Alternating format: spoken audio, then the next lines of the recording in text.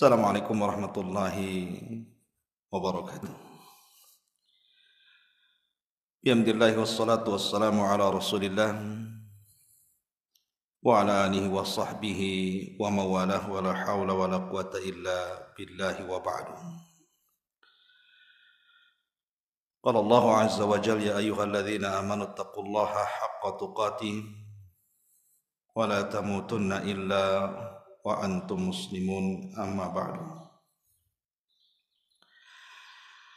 Alhamdulillah, di pagi hari ini kita kembali bisa duduk untuk thalabul ilmi walaupun lewat media streaming Jabal Uhud.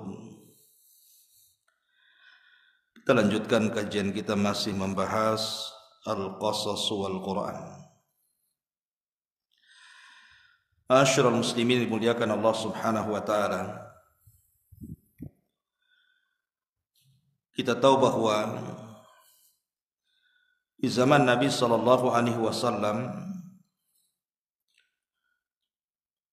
para tokoh Quraisy di permulaan dakwah Nabi sallallahu alaihi wasallam berusaha untuk menghalang-halangi dakwah Rasul. Salah satunya adalah dengan cara istihza, mengolok-olok ajaran Nabi sallallahu alaihi wa ala alihi wasallam. Contohnya adalah kita tahu bahwa ayat-ayat yang sifatnya makkiyah bukan madaniyah, artinya ayat yang turun sebelum hijrah, itu disebut makkiyah. Dan ayat yang turun setelah hijrah disebut madaniyah. Itu kebanyakan bicara tentang akidah, bicara tentang keyakinan, bicara tentang surga dan neraka dan hal-hal yang gaib. Suatu ketika datanglah seseorang yang datang kepada Nabi sallallahu alaihi wasallam. Ada yang mengatakan dia adalah Al-As ibn Wa'il As-Sahmi. Al-As ibn Wa'il As-Sahmi. Ada juga yang mengatakan Abu Jahal.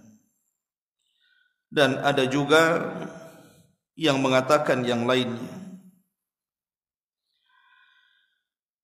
Mereka datang kepada Nabi sallallahu alaihi wasallam kemudian melakukan istihza, mengolok-olok ajaran Nabi sallallahu alaihi wasallam.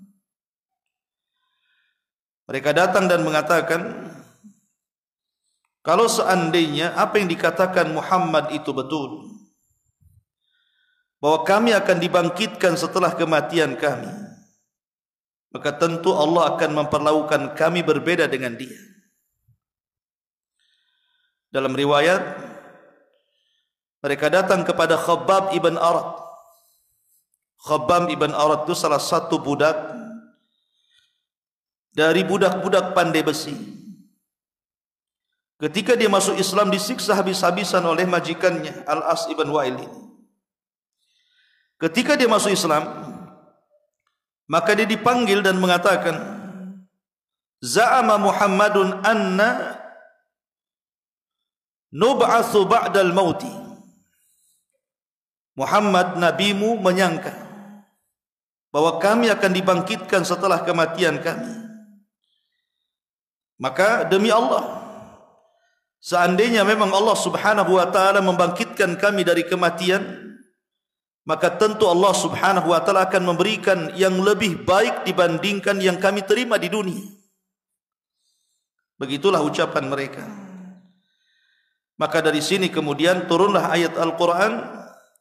Allah mengatakan, wa yaqulul insan a idza mittu la sawfa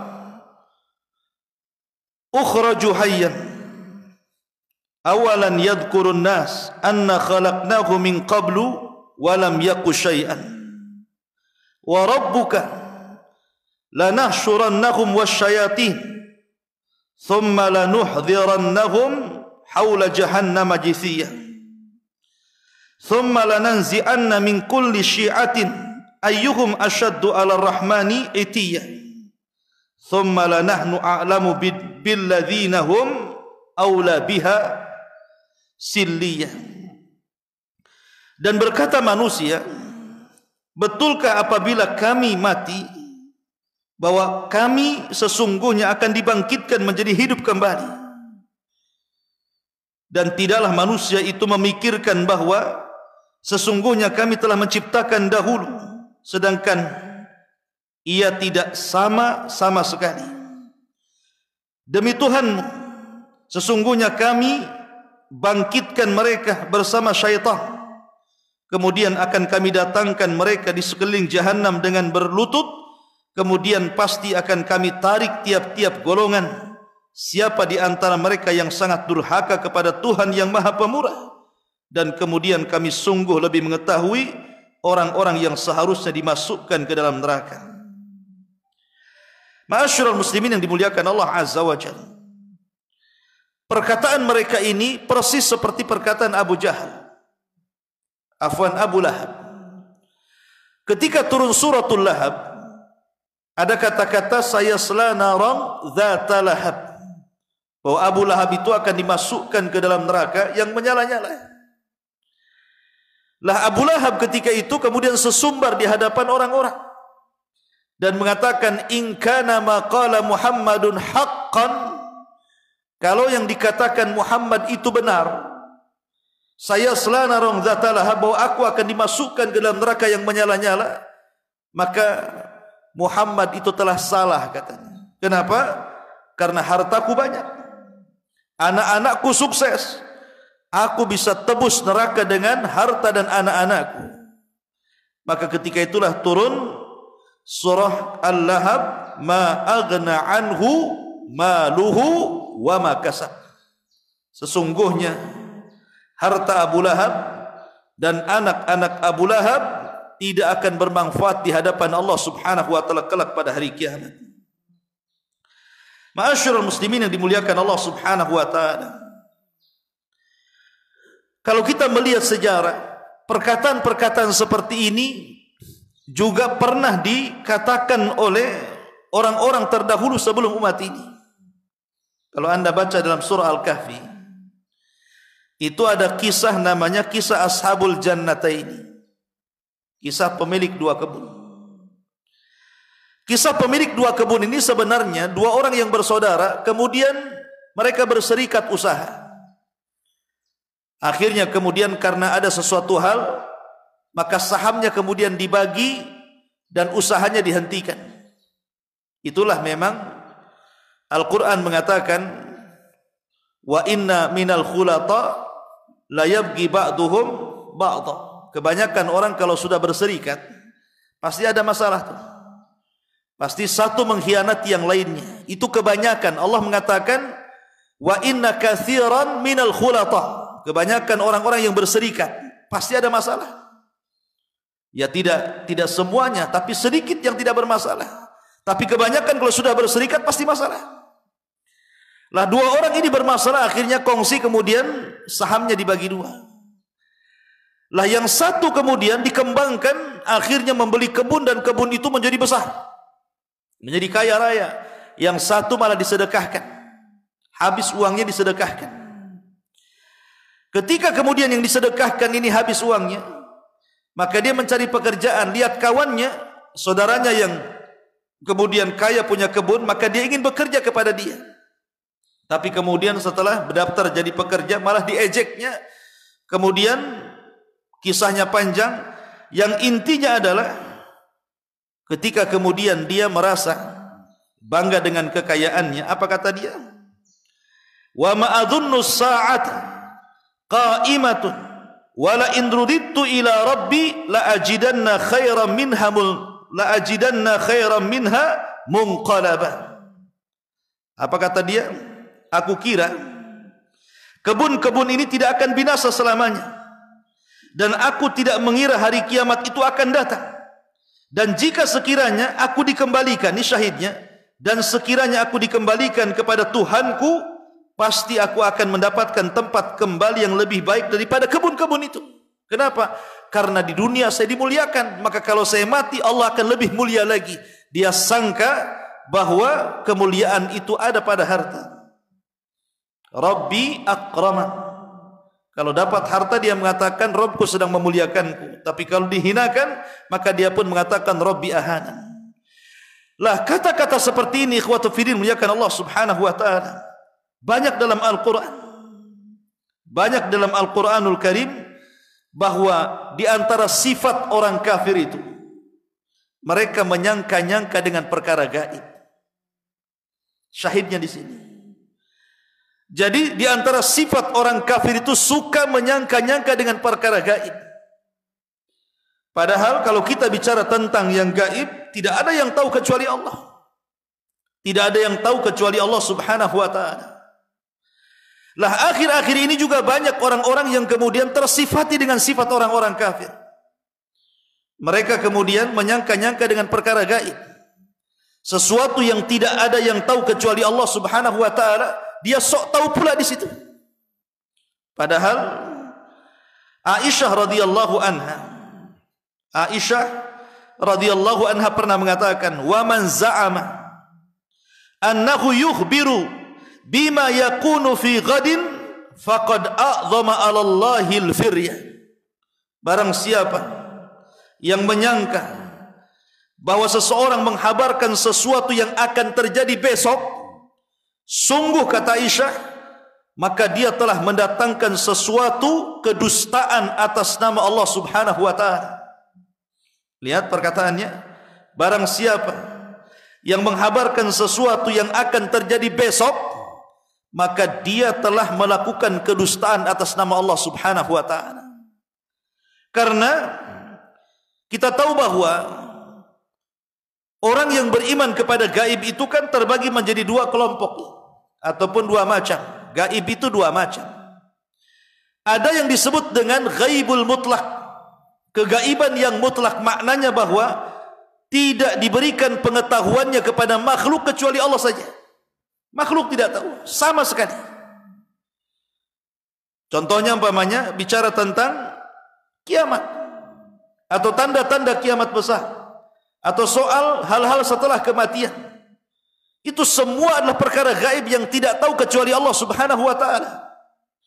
Makanya kalau seandainya kata Aisyah radhiyallahu anha tadi, orang berani menghabarkan sesuatu akan terjadi peristiwa besok, berarti dia telah mendustakan Allah Subhanahu wa taala. Karena tidak ada yang tahu kecuali Allah Subhanahu wa taala. Di sana yang kedua ada ghaibun nisbi. Itu lain lagi. Ghaibun nisbi mungkin sebagian orang tahu, sebagian tidak tahu. Itu nisbi namanya. Tetapi yang ingin saya katakan bahwa ada perkara gaib secara mutlak yang tidak tahu kecuali Allah Subhanahu wa taala. Karena kekhususan gaib itu ada tiga. Kekhususan gaib itu ada tiga. Satu, ulama mengatakan, ya, di antara khususnya gaib itu, kekhususan gaib itu, yang pertama ikhtassallahu bi ilmihi duna man siwa. Ada perkara itu yang memang merupakan kekhususan Allah dan tidak dibagi dengan yang lainnya. Fala ahada yastati'ul wusula ila ilmil ghaibil mutlaq mahma balagat manzilatahu. Tidak ada satupun yang sampai menerawang yang gaib kecuali Allah, walaupun kedudukannya sangat tinggi di dunia. Kenapa? Karena Allah berfirman, "Qul la ya'lamu man fis samawati wal ardil ghaiba illallah." Katakan ya Muhammad, tidak ada yang tahu apa yang di langit dan apa yang di bumi soal perkara gaib kecuali Allah saja. Ini yang pertama. Yang kedua, la yattali'u alaihi ahadun illa man irtadallah lahu al-ittila min rusulihi. Yang kedua, bahwa tidak ada yang tahu yang gaib, siapapun, kecuali memang ada yang Allah redai untuk mengetahui hal-hal yang gaib. Seperti umpamanya dari kalangan Rasul. Nabi SAW diwahyukan akan terjadi peristiwa ini dan itu di masa yang akan datang. Menyebutkan tentang tanda-tanda kiamat besar yang 10. Kemudian apa yang terjadi di kuburan. Kemudian apa yang terjadi di padang mahsyar. Lah hanya Nabi saja. Tapi Nabi sendiri tidak tahu yang gaib. Kalau tidak diberitahu, Nabi tidak tahu. Itu pun hanya sedikit yang diberitahu. Kemudian yang ketiga, la yattali'u alaihi jinnun wala malakun, bahwa kegaiban itu tidak bisa ditembus jin ataupun malaikat, karena di zaman Nabi Sulaiman itu meninggal di singgasananya. Jin masih bekerja. Jin baru tahu Sulaiman itu setelah kemudian tumbang dari singgasananya. Falamma kharra tabayyanatil jinnu allau kanu ya'lamuna al-ghaiba ma labithu fil adzabil muhin. Allah katakan, ketika Sulaiman tumbang dari singgasananya, maka jin itu baru tahu dan mengatakan, kalaulah kami tahu apa yang terjadi dengan Sulaiman, tentu kami tidak akan diadab sehina ini. Jadi intinya bahwa perkara gaib itu tidak ada yang tahu kecuali Allah. Karena akhir-akhir ini ada sebagian manusia yang berusaha untuk mencocok-cocokkan logika, kemudian membawa riwayat-riwayat tentang akhir zaman, akhirnya kemudian seolah-olah dia pula yang tahu perkara gaib. Bahkan sangat disayangkan, terkadang perkara-perkara gaib ini kemudian disandingkan dengan perkataan orang-orang kafir, seperti membawa perkataan Steve Jobs atau siapa itu, Albert Einstein atau siapa itu, yang penemu fisika itu ya. Ataupun dengan NASA. Itu semua orang-orang kafir, ikhwan. Mereka bukan muslim. Orang fasik saja datang kepada kita membawa berita, idza ja'akum fasikum binaba'in fatabayyanu. Kita disuruh cross check berita itu. Apalagi dari orang kafir. Kemudian ditelan mentah-mentah, kemudian dicocok-cocokkan dengan dalil, keluarlah sebuah fatwa, dan inti dari fatwa itu meramal. Seperti umpamanya mengatakan bahwa tanggal 15 kemarin akan terjadi dentuman keras, juga tidak terjadi apapun. Kemudian tahun 2020 akan muncul Imam Mahdi. Bahkan ada seorang ustaz itu mengatakan, guru-guru saya pernah berjumpa dengan Imam Mahdi dulu ketika usianya 11 tahun. Nah, sekarang mungkin usianya sudah 39 tahun. Ataupun mungkin 40 tahun. Sekarang ini tahun 2020. Berarti akan muncul di tahun 2020. Versi ustaz lain pula tidak demikian. Justru Imam Mahdi munculnya nanti tahun 2022. Kenapa? Karena Dajjal muncul di tahun 22 dan akan meninggal di tahun 2024. Makin ngaco saja. Subhanallah. Ma'asyiral muslimin yang dimuliakan Allah Azza wa Jalla. Tidak ada yang tahu yang gaib kecuali Allah. Nabi saja tidak memastikan waktunya. Tanggal berapa, bulan berapa, tahun berapa. Kalau memang ini perkara penting, tentu Allah itu maha tahu yang telah, yang sedang, dan yang akan datang. Dan Allah yang maha tahu itu pasti memberitahu Rasulullah bahwa nanti tanggal sekian, bulan sekian, tahun sekian akan muncul nih orang-orang seperti ini. Tapi kenapa Allah yang maha tahu tidak memberitahu Nabi SAW dan Rasul tidak memberitahu kepada umatnya? Karena ini perkara gaib yang tidak tahu kecuali Allah Subhanahu wa ta'ala. Maka jangan meramal. Ya. Makanya sebab begini masalahnya. Terkadang orang-orang yang menerima berita itu mungkin akidahnya kurang kuat, ilmunya masih lemah, imannya masih lemah, kurang kokoh. Akhirnya kemudian menelan berita apa yang disampaikan seorang dai, mereka kemudian telan mentah-mentah. Sehingga kemudian karena kurang ilmu, kurang iman, kurang akidah, akhirnya dipercaya saja. Terkadang kemudian dia pula yang menambah dan mengurangi. Dan ini akan membahayakan keimanan seseorang. Sok mengetahui yang gaib ini bahaya. Karena mendahului Allah Subhanahu wa ta'ala. Sesuatu yang sifatnya mendahului Allah ini bahaya. Saya contohkan. Sesuatu yang sifatnya mendahului Allah, kenapa bahaya? Di zaman Bani Israel, ada dua orang yang bersaudara. Kemana-mana berdua. Bersaudara itu, mutahabaini, dua-duanya saling mencintai karena karena akrabnya keduanya. Masalahnya, yang satu ahli ibadah, yang satu ahli maksiat di kawan ini. Tetapi yang ahli ibadah itu terus merangkul kawannya yang ahli maksiat. Setiap hari dinasihati, tub ilallah, tobatlah kau kepada Allah, tobatlah kau kepada Allah. Sampai di sini bagus. Karena kewajiban orang baik menasihati orang jahat. Masalahnya dunia terbalik pula.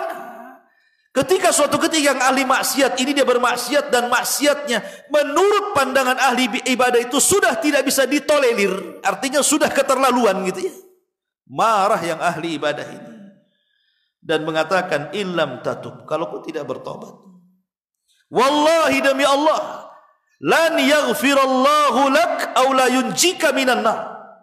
Allah tidak akan mengampuni dosamu dan engkau tidak mungkin selamat dari neraka. Dua kata-kata itu melampaui takdir Allah. Ini kan sok tahu namanya. Seolah-olah apa? Ampunan ada di tangan dia. Kalau engkau tidak bertobat, Allah tidak akan mengampuni dirimu. Kata siapa? Buktinya Allah ampuni dia. Kemudian dia mengatakan Allah tidak akan mengeluarkan kamu dari neraka. Kata siapa? Buktinya Allah keluarkan dari neraka dan dimasukkan ke dalam surga. Ketika dua-duanya wafat, yang ahli maksiat Allah masukkan ke dalam surga, yang ahli ibadah Allah masukkan ke dalam neraka. Subhanallah. Ya, coba. Khasirat dunia wal akhirat. Rugi dunia, rugi akhirat. Gara-gara satu kalimat. Gara-gara satu kalimat itu awbaqat akhirat dunyahu wa akhiratuhu. Rugi dunia, rugi akhirat. Coba. Kenapa orang ini masuk neraka? Coba. Padahal dia ahli ibadah. Dan kenapa pula yang ahli maksiat dimasukkan ke dalam surga padahal jelas-jelas ahli maksiat? Kata para ulama, karena yang ahli ibadah ini dia tidak menarik ucapannya. Dia sok tahu yang gaib. Dia mengatakan kau tidak akan diampuni, buktinya Allah ampuni. Dia mengatakan Allah tidak akan mengeluarkan neraka, buktinya dikeluarkan dari neraka. Berarti sok tahu yang gaib itu. Ya. Tapi yang ahli maksiat ini, karena maksiatnya tidak sampai menyekutukan Allah Azza wa Jal, maka karena mendapatkan syafaat Allah ampuni dia. Dan Allah masukkan dia ke dalam surga. Lihat. Ini bahayanya seseorang itu kalau mendahului Allah di sini. Padahal dosanya bukan berzina dia masuk neraka itu. Bukan membunuh dia masuk neraka itu. Bukan karena berjudi dia masuk neraka. Bukan karena narkoba dia masuk neraka. Dia masuk neraka hanya gara-gara kalimat. Satu kalimat. Engkau tidak akan diampuni. Atau engkau tidak akan dikeluarkan dari neraka. Itu saja. Makanya Nabi SAW bersabda, wa innal abda la yatakallamu bil kalimati la yulqi laha balan yahwi sahibuha fi nari jahannam ab'ad ma bainal masyriqi wal maghrib. Terkadang seorang hamba berbicara satu kalimat. Bayangkan, ibarah Rasul bukan mengatakan berkalimat-kalimat. Rasul hanya mengatakan satu kalimat. Tapi satu kalimat ini kata Nabi SAW membuat Allah murka. Padahal diucapkan tanpa sadar. Gimana kalau sadar? Ini diucapkan tanpa sadar, tanpa mengetahui apapun dia dilontarkan begitu saja. Rupanya kalimat itu membuat Allah murka. Maka Rasul mengatakan yahwi sahibuha fi nari jahannam ab'ad ma bainal masyriqi wal maghrib. Itu sudah mencukupkan dia dimasukkan ke dalam jahannam lebih jauh dibandingkan jarak barat dan timur. Bagaimana kalau dengan sengaja? Dia tahu ini perkara gaib, tidak ada yang tahu kecuali Allah. Dipaksakan, diprediksi harus terjadi. Rupanya ketika tidak terjadi, dia akan membuat opini lain. Oleh karena itulah maka kembalikan perkara gaib itu kepada Allah Subhanahu wa taala. Wallahu a'lam bishawab. Subhanakallahumma bihamdika asyhadu an la ilaha illa anta astaghfiruka wa atubu ilaik. Allahu ta'ala. Assalamualaikum warahmatullahi wabarakatuh.